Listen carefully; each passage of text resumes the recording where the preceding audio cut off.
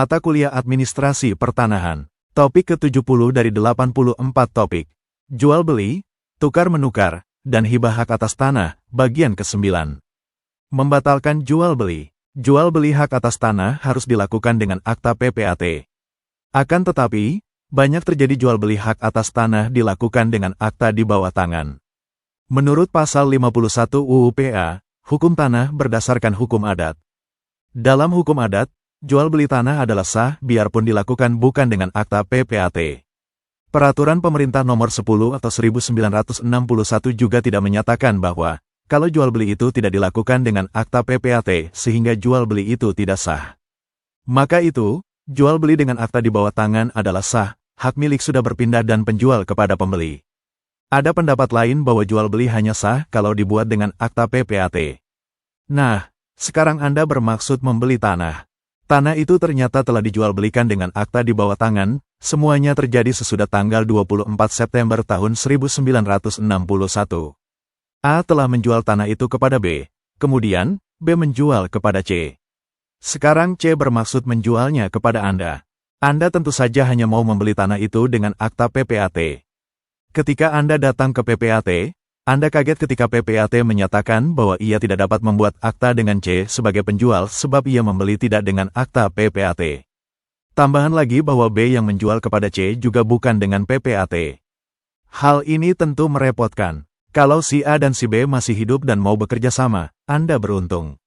B dan C terlebih dulu membuat akta pembatalan jual beli. Begitu juga B dan A setelah itu membuat akta pembatalan jual beli. Keduanya dengan akta di bawah tangan. Maka itu, secara yuridis, A kembali menjadi pemilik tanah itu. A kemudian tampil sebagai penjual di hadapan PPAT. Pilihan lain dibuat bukan akta pembatalan jual beli, melainkan akta jual beli kembali. C menjual kembali kepada B dan B menjual kembali kepada A, kemudian menjual dengan akta PPAT kepada Anda.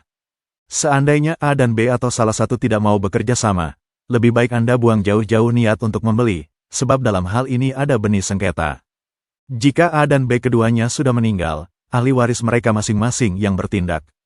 Karena ahli waris biasanya ada beberapa orang, kemungkinan sulit untuk membuat mereka semua mau bekerja sama. Lebih baik Anda mencari tanah yang lain. Dalam praktik, sering terjadi bahwa tanah belum bersertifikat surat pajak atas nama A telah diubah menjadi atas nama B, kemudian ditukar lagi atas nama C. Dalam buku daftar tanah, urusan pajak tanah, yang bersangkutan, juga telah terjadi balik nama sehingga lurah dapat mengeluarkan surat keterangan pemilik atas nama C. Dalam kejadian ini, PPAT dapat membuat akta PPAT dengan C bertindak sebagai penjual. Tenak roya hipotek. Tanah yang sudah dihipotekkan dan hipotek itu masih berlangsung dapat dijual. Justru inilah salah satu ciri hipotek yang penting. Dalam penjualan lelang eksekusi, berdasarkan perintah pengadilan, si pembeli selalu berhak meminta agar hipotek itu diroya atau dihapuskan. Roya itu dilakukan oleh kantor pendaftaran tanah setelah ia menerima risalah lelang dan surat pelepasan hak hipotek oleh kreditur.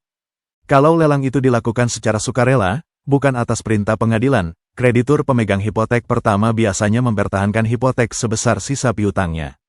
Misalnya, piutangnya 100 juta rupiah, hasil lelang 50 juta rupiah, dan pembebanan hipotek 110 juta rupiah, maka kreditur itu tetap tidak bersedia melepaskan hipotek minimal sebesar 50 juta rupiah. Hak kreditur untuk mempertahankan hipoteknya itu berdasarkan beding van Niet-Zuivering yang dimuat dalam akta hipotek itu. Kalau itu terjadi atau akan terjadi, sebaiknya jangan membeli tanah itu. Namun, dalam praktik, kreditur itu harus juga melepaskan hipoteknya sebab kalau tidak demikian, pembeli sulit diperoleh. Sering terjadi kreditur menyerahkan sertifikat kepada debitur, atau pemilik tanah, beserta pernyataan melepaskan hak hipotek yang membebani tanah itu.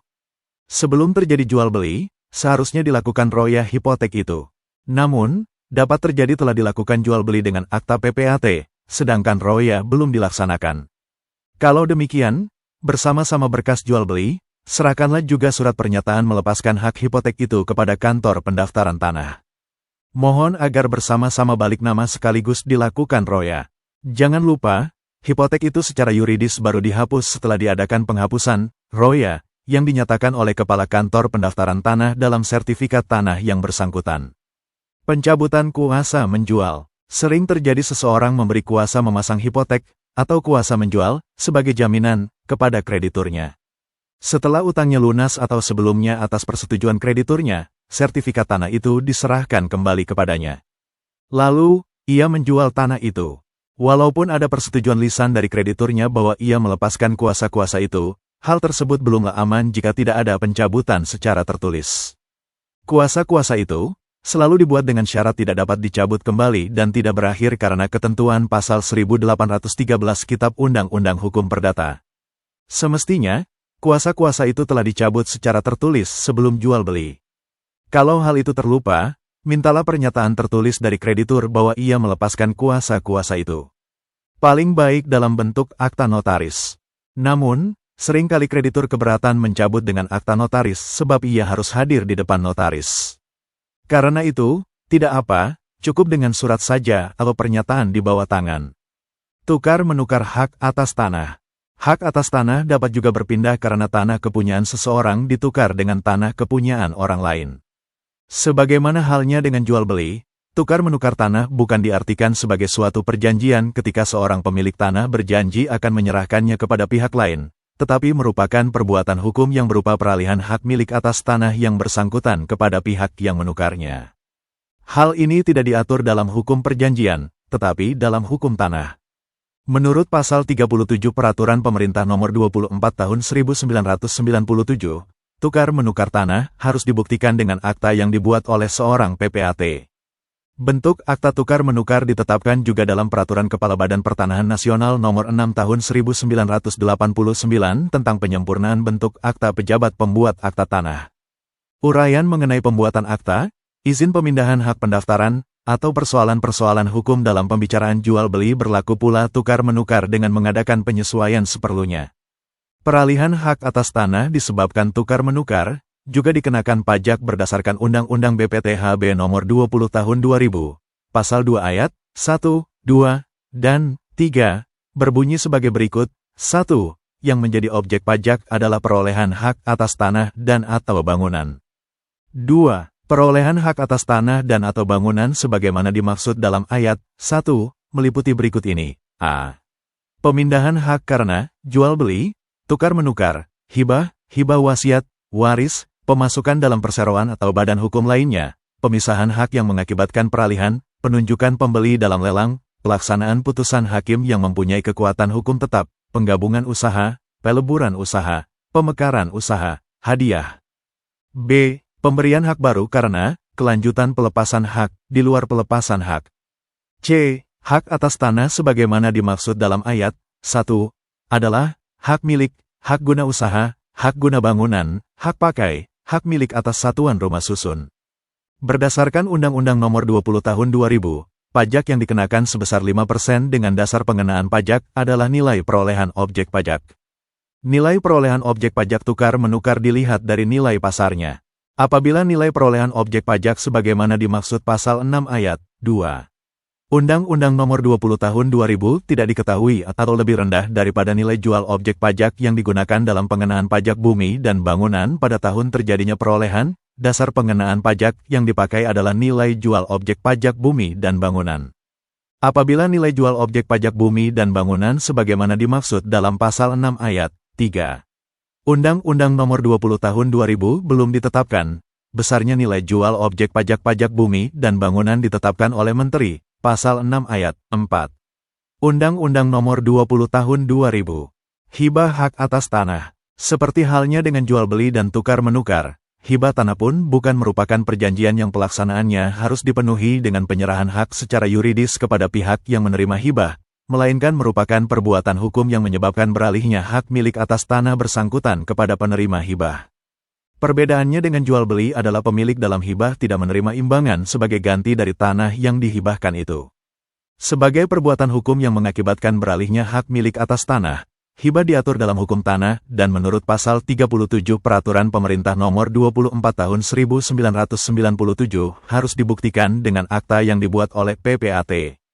Contoh akta hibah juga ditetapkan dalam Peraturan Kepala BPN Nomor 6 Tahun 1989 tentang penyempurnaan bentuk akta pejabat pembuat akta tanah.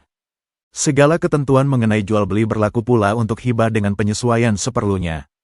Yang termasuk hibah adalah pemberian tanah yang lazim dilakukan kepada anak-anak yang dilakukan sewaktu pemiliknya masih hidup.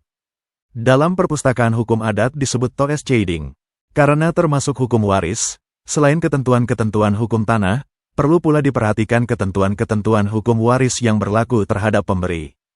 Pewarisan demikian itu harus dibuktikan dengan akta PPAT dan memerlukan izin pemindahan hak. Kebiasaan di kalangan masyarakat Tapanuli untuk memberikan tanah kepada anak perempuan yang menikah serta suaminya dapat digolongkan dalam pengertian hibah ini. Berdasarkan Undang-Undang Nomor 20 Tahun 2000, pajak hibah hak atas tanah dikenakan sebesar 5% dengan dasar pengenaan pajak adalah nilai perolehan objek pajak. Nilai perolehan objek pajak hibah hak atas tanah juga dilihat dari nilai pasarnya. Apabila nilai perolehan objek pajak sebagaimana dimaksud Pasal 6 Ayat 2.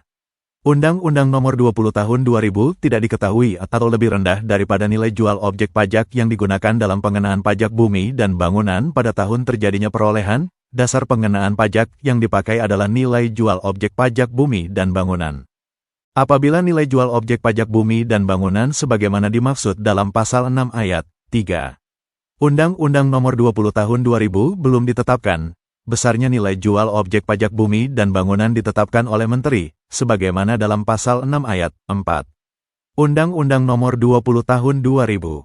Demikianlah materi topik ke-70, Administrasi Pertanahan.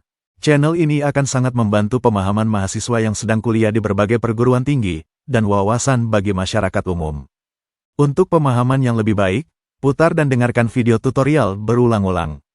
Subscribe dan like, agar Anda mendapatkan update tutorial lainnya.